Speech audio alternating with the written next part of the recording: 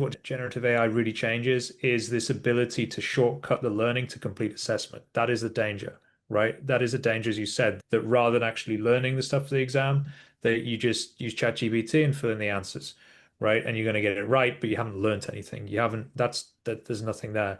So having a space where, or having an assessment type where you're controlling it could be a face-to-face exam. The challenge, of course, with face-to-face exams sometimes is that are they a good test of learning? Are they good? Before the pandemic, everyone was trying to move away from exams. And then ChatGPT happened, and a lot of people are obviously sort of rethinking that.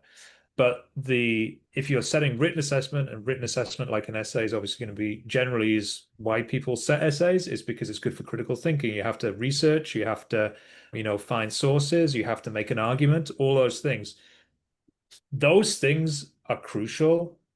The fact that it's an essay at the end of it is just a byproduct of the learning. And before, what we used to have was that you could assess the essay, and from the essay, you could make a judgment of where the learning had happened. The problem with now is if all you're doing is looking at an essay, you're not going to be confident enough that the student has actually written it. So the focus, I believe, in the future is going to be much more on process, is going to be on process of assessment. Just like there's always been in things like maths where you have to show your workings and not just the final answer.